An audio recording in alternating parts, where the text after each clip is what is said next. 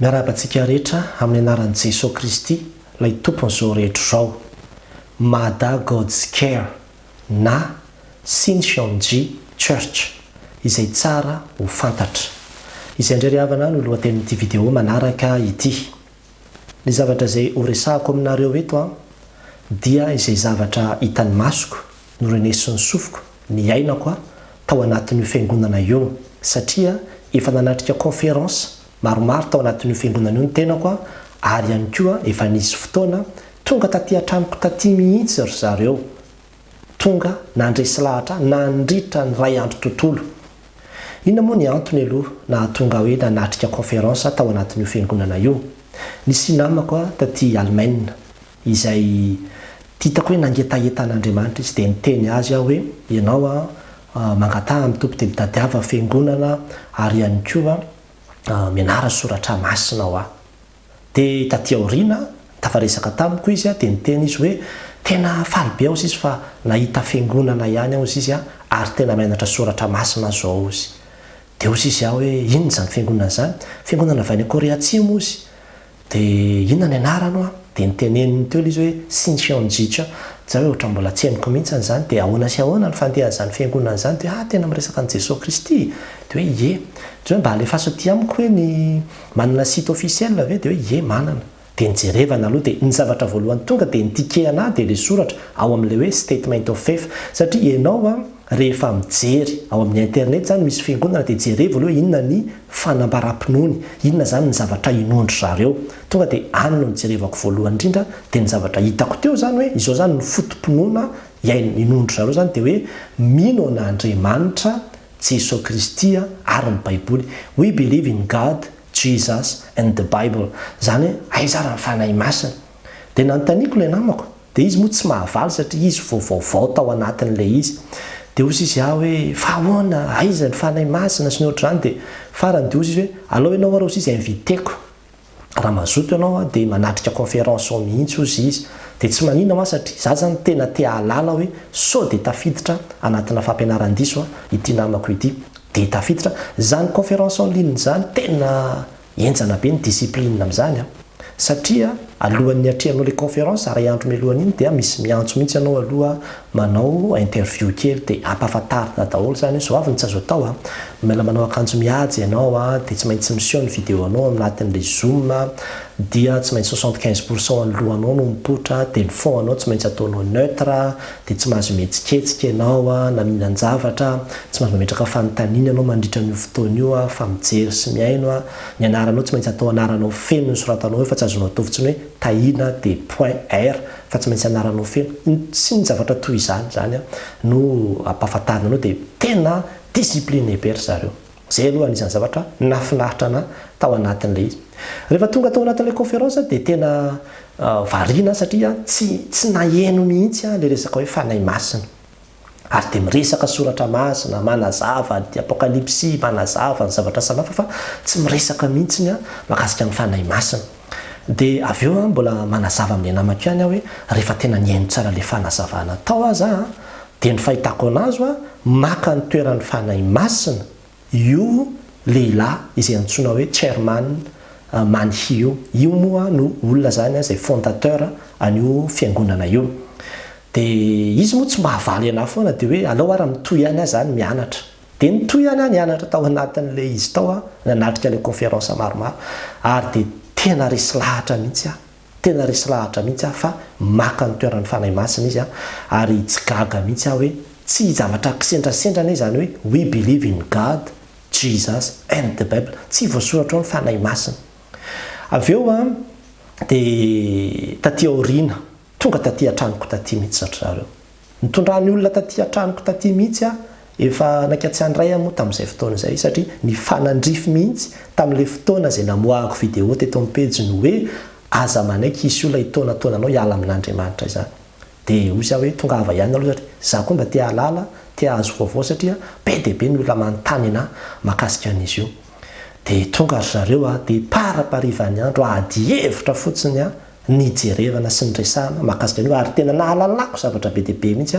izay resaka nandritra n'izay fotoana izay. Raha fitinina zany ny zavatra tena hoe ngeza indrindra aloha zany dia io resaka hoe ny ministeran'io lehilahy fondateur io mihitsiny satria nantany moa hoe aiza ao anatin'ny baiboly no manambara ny ministera zany hoe ny antsonana io satria raha Jesosy Kristy zao dia ao anatin'ny testamenta taloha dia tsy latsaka ny firy ny verset biblika izay efa manambara ny fisiny hoe ho avy ilay misy fa tsy tonga dia tonga ho azy fotsy fa misy tandindona be dia be izay miresaka azy ao anatin'ny testamenta taloha satria ny finondro zareo dia hoe io lehilahy io zany no mahatanteraka ny faminaniana rehetra ao anatin'ny apokalipsy ary izy no mahita ny zava-miafina rehetra izy irery ihany zany no nomena alala ny zava-miafina ao anatin'ny testamenta vaovao tahaka ny hoe Jesosy Kristy no nomena hahalala sy nanazava ny zava-miafina tao amin'ny testamenta taloha sy ny faminaniana rehetra tao amin'ny testamenta taloha tanteraka tao amin'ny Jesosy Kristy dia tahaka n'izay koa zany ny azy dia rehefa nanontaniako an'izay fanontanian'izay izy hoe aiza ao anatin'ny baiboly no miresaka ny ministeran'io rangahy io fa tena tsy mahita an'izany hoe olona anankiray no vidian'Andriamanitra dia iny olona anankiray ihany no mahalala ny zava-miafina dia izy ihany no afaka miinterpréter sy mandika ny baiboly dia ny fanazavany ihany no atao hoe marina tsy mahita an'izany dia hozy izy hoe vakeo izy ny tenin'Andriamanitra ao amin'ny jaona toko 7:10 jaona toko 7:10 zao anisan'ny tena hoe ngeza be raisiny zareo hoe anisan'ny ministeran'io rangahy io zany amin'ny andininy fahaenina amby roapolo zao dia misy ilay teny manao hoe fa ny mpananatra dia ny fanahy masina izay irahy ny ray amin'ny anarako izy no ampianatra anareo ny zavatra rehetra sy ampahatsiaro anareo ny zavatra rehetra izay no lazaiko taminareo izy zany no irahany ray hampahatsiaro anareo sy hampahalala anareo ny zavatra rehetra dia io lehilahy antsoina hoe manihy io zany no ambarina amin'izany tsy hoe non faminaniana mahakasika ny fanahy masina io fa tsy faminaniana mahakasika an'izany mihitsy dia rehefa jerevantsika ny baibolyntsika misy hoe mpananatra dia le mpananatra io misy hoe ekely dia ery ambany ery misy hoe amin'ny teny grika parakleto zay zany midika hoe mpananatra amin'ny teny grika parakleto ka ny hevitry ny parakleto dia hoe mpanampy mpampahery na solovava ny dikan'izany solovava zany dia hoe advocator dia hojerevantsika rehefa vao fa misy site officiel ny zareo izay manondro an'io manihy io ho advocator advocate izy mihitsy zany ilay mpananatra izay ambaran'ny baiboly dia niteny koa izy avy eo hoe jerevo koa ozy izy fa any amin'ny apokalipsy toko 2:7 dia milaza izy hoe izay naharesy tahaka izany koa ny apokalipsy toko 7 andininy 12 izay maharesy dia ataoko andry ny fiangonana dia ohatr'izany koa be dia be zany le tenin'Andriamanitra antonony dia io hoe izay maharesy io izy izy dia olona anankiroa ihany nanambarana io anatin'ny baiboly dia ny anankiray Jakoba izay naharesy rehefa mifampitolona tamin'Andriamanitra nanana foko 12 izy dia anankiray koa Jesosy Kristy ilay naharesy koa dia manana mpianatra 12 izy dia ny fahatelo izy dia i manihy izay manana koa izy amin'izao fotoana izao foko 12 zareo manana n'io le hoe apôstôly 12 io zany zareo izay ngeza be mihitsiny io ao aminazy ao zany izay fampianarana mombany hoe mitovy Andriamanitra ozy izy dia tsy manova fomba fiasa mihitsy fa mitovy foana ny fomba fiasany zany hatramin'izay ka hatramin'izao dia nisy fotoana ary ahako ny mba sendra nijerijery zany tamin'ny sitiny zareo hoe ahoana ary ny tena zavatra resahan'reto olo reto momba n'ity fiangonana ity dia raha mijery zao anao dia afaka jerevanao zany io le site officiel an'ilay fiangonana Shincheonji Church dia misy olona be dehibe zao hitanao eo zareo moa zany dia mianatra baiboly dia tamin'ny taona 724 zao dia nisy olona 100,000 no iray navoaka zany nahavita fiofanana tao anatin'io fiangonana io dia ery ambany ery misy vidéo izay andeha hoe enotsika miresaka io vidéo zany misy speech izay misy kabary zany nataon'ilay olona anankiray solotena ny andihany rehetrarehetra tamin'io fotoana io dia mbola miverina foana le hoe aiza ary le fanahy masina dia ny mahagaga anatin'ity resaka ity dia izao hoe Andriamanitra Jesosy Kristy dia promised pastor zay foana ny resahandro zareo io promised pastor io nefa dia tsy izy io fa ilay lehilahy antsoina hoe manihy dia izay moa natonga natena ny teny ary resy rahatra hoe maka ny toeran'ny fanahy masina io rangahy io andeha enotsika le kabary izay olona maro be manatrika an'izany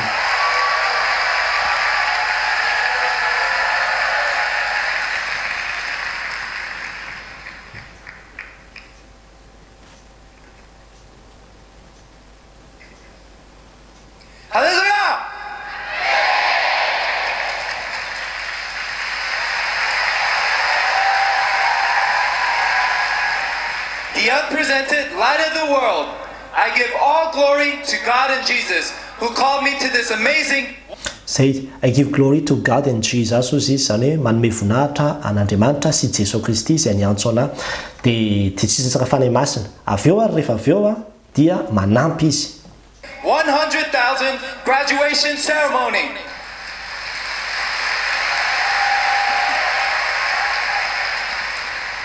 And I offer my most sincere gratitude to God, Jesus, and the promised pastor. Jereo I offer is my sincere gratitude to God, Jesus, and the promised pastor. Zany hoe manolotra ny fankasitrahana sy ny fisaorana fenao izy izy ho an'Andriamanitra, Jesosy Kristy ary ilay promised pastor zany hoe ilay pasteur izay nampanantenaina. Misy le pasteur izay nampanantenaina. Ka ny pasteur izay nampanantenaina dia io le hoe mpananatra. Hoe raha ho avy ny mpananatra dia izy ny ampianatra anareo ny zavatra dia io le promised pasteur izay mbola ho resahako rehefa avy eo dia avancentsika le izy fa afaka amenao io kabary io hatramin'ny farany ianao dia any amin'ny 7 minutes zao dia misy mbola miverina ihany le teneniny hoe God, Jesus and the promised pastor.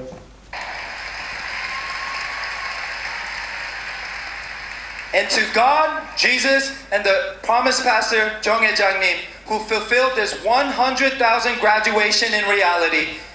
Zany hoe ary manao fisaorana izy zany ny farany dia mbola mamerina ihany izy ho an'Andriamanitra, Jesosy Kristy ary ny promised pastor dia misy anarana vaovao moa nomeny anazy io zay mbola resaka lava be koa fa tsy ho resahako le anarana tsy haiko akory manonona an'ilay izy izay nahatanteraka ozy izy an'ity famoahana ny olona 100,000 andihany ity. Dia rehefa jerevanao amin'ny site any izy moa ty promised pasteur zay hoe ray zanaka promised pasteur dia rehefa jerevanao ny site ny zareo dia io ny tonga dia mipoitra hoe about the promised pasteur dia tonga dia ny sarin'le rangano mipoitra eo. Zany hoe io zany le promised pasteur ny mombamomba azy zany biografiany zany no ambara amin'ity takelaka anankiray ity. Who is the promised pastor? Iza moa le promised pastor? Dia ny tapany voalohany zany dia miresaka ny fahaterahany sy ny fahazazany dia ny faharoa zany dia ny fanoratena an'Andriamanitra dia ny fahatelo miresaka ny asa izay nataony tanatina fiangonana anankiray Tabernacle Temple sy ny nandidin'Andriamanitra avy any an-danitra anazy zany nanarahany ny sitrapon'Andriamanitra ary ny tapany faefatra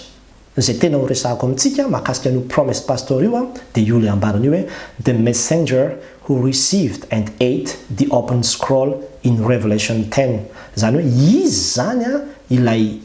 messenger zany hoe ilay nirahan'Andriamanitra izay nandray sy nihinana ilay boky kely izay voasoratra ao amin'ny apokalipsia toko 10. Dia rehefa jerevanao zany apokalipsia toko 10 zany hoe izy zany ny fahatanterahany io, izy zany nahatanteraka an'io. Dia ny apokalipsia toko 10 dia miresaka mihitsy hoe nisy anjely avy any an-danitra nidina dia nitana boky kely teny an-tanana izy. Dia amin'ny andininy fahavalo dia ary nisy feo izay reko avy tany an-danitra dia niteny tamiko indray hoe mandehana raiso ilay boky mivelatra eny an-tanan'ny anjely mitsangana eo ambonin'ny ranomasina sy ambonin'ny tany dia nankany amin'ny anjely aho ka nanao taminy hoe omeo ahy iny boky kely iny ary hoy izy tamiko raiso ka hano avokoa io dia nampangidi ny kibonao izy nefa ao ambavanao dia homamy tahaka ny tantely dia noraisiko ilay boky kely teny an-tanan'ilay anjely ka nohaniko avokoa ary raha mbola teo ambavako izy dia mamy tahaka ny tantely kanjo no ny voateliko dia nangidy ny kiboko ary nisy nilaza tamiko hoe tsy maintsy mamina ndray ianao ny amin'ny olona maro sy ny firenena maro sy ny fiteny maro ary ny mpanjaka maro. Io teny io zao raha isika mamaky anazy dia John no ambara amin'izany. I John le miresaka eto hoe izao. Nefa raha izareo zany dia hoe ilelehilahy io zany, io rangahy io zany no ambara eo hoe izy no nandray an'ilay boky kely dia izy nihinana an'ilay boky kely izy nahatanteraka zany an'io apokalipsia toko 10 io. Dia ity raha misy fehezanteny izay nataoko mangamanga mihitsiny solineko zany hoe he perceived that he was the one sent to testify to the churches about the fulfillment of Revelation, that he was the messenger, the advocate. Zany hoe resy lahatra zany izy fa izy no ilay tokana the one izay nirahana hanambara amin'ny fiangonana rehetra momba ny fahatanterahany bokin'ny apokalipsy izy no ilay messenger izy no ilay mpananatra advocate izay ambaro amin'ny apokalipsy toko faharoa andin'ny fahenina ambin'ny folo dia io le advocate io le niteneniko anareo telo hoe rehefa tonga ny mpananatra paracleto ndika zany paracleto zany hoe advocate izy mihitsy zany le fanahy masina izay ny rahany dia rehefa jerevantsika le révélation le hoe apokalipsy 22:16 zany a dia misy soratra manao hoe izao Jesosy naniraka ny anjeliko ndika ny anjely dia messenger dia izy zany izy no ilay messenger ilay anjely hanambara aminareo ireo zavatra rehetra ireo ho an'ny fiangonana izy zany lay messenger izy zany le advocate zay nirahan'Andriamanitra tena mametraka ny tenanao hoe olona anjely ilay olona fanahy mihitsy zany le fanahy masina mihitsy nantany moa tamin'ireo namana zay tonga tato an-tranon'ireo hoe dia iza zany le fanahy masina tamin'ny andron'ny apôstôly nilatsaka tamin'ny pentekosta dia ozy izy hoe iny fanahy masina iny vakio tsara ny baibolinao izy fa misy sotra hoe izao ny atanteraka ny faminaniana izay nanambarany joela-paminany hoe any amin'ny andro farany nandatsahako nofoko ny fanahiko amin'ny nofo rehetra zany hoe io fanahy masina izay tonga eo izy dia le fanahy izay nambarany joela fa tsy le fanahy izay nambarany jaona toko 7:12 fa samihafa reo izy ozy hoe fanahy ray ihany reo fa tsy fanahy samihafa zany fa le nambarany jaona toko 7:12 io tanteraka amin'ny asan'ny apôstôly toko faharoa tonga io dia tsy izany izy fa jerevy ny apokalipsy fa misy be dia be ny fanahin'Andriamanitra fa misy fito izy izy arany ambara hoe fanahy fiton'Andriamanitra ka samihafa daholo reo izy fa tsy hoe ilay fanahy izay nambara tamin'ny asan'ny apôstôly tonga dia forsena fotsiny hoe ilay fanahy izay ambara aty amin'ny jaona toko 7:12 dia anisan'ny zavatra anankiray nambarany moa hoe nambarandreo le olona tonga tato an-tranoko reo zany hoe diso daholo izy ny fiangonana rehetrarehetra satria izy arany marina izy fa atao samy manana interprétation any daholo zao raha amin'ny resaka ny apokalipsy zao ohatra ozy izy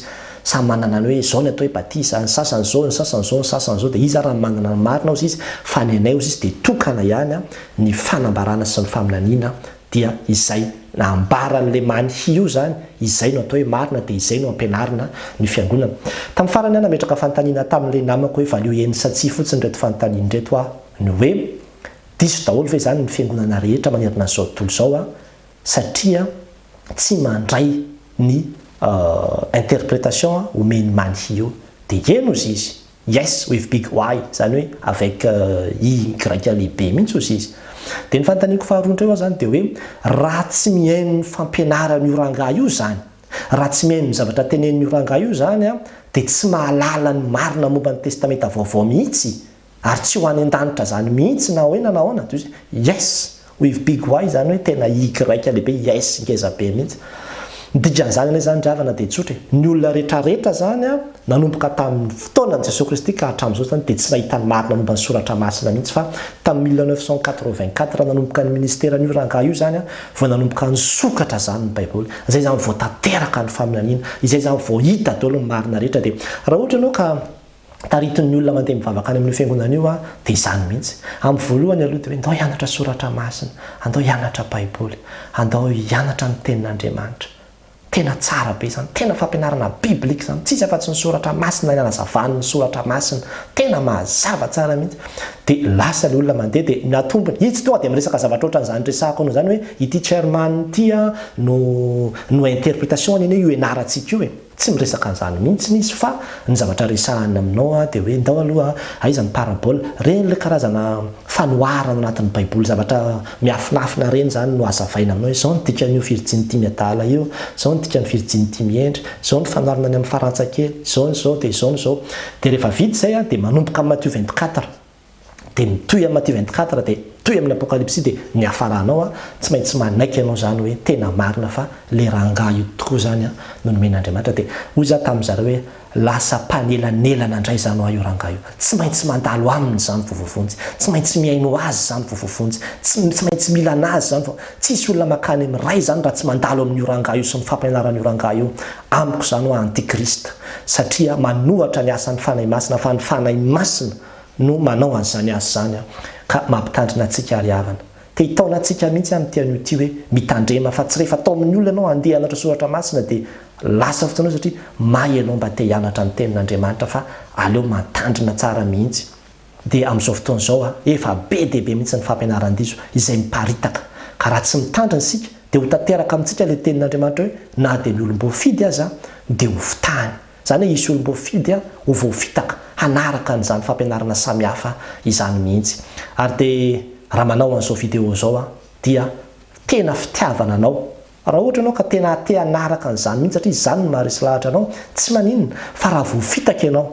dia izany mihitsy no antony nanaovana ity vidéo anio ity. Ny fitoriana filazany tsara dia tsy vao manomboka zao zany ry havana.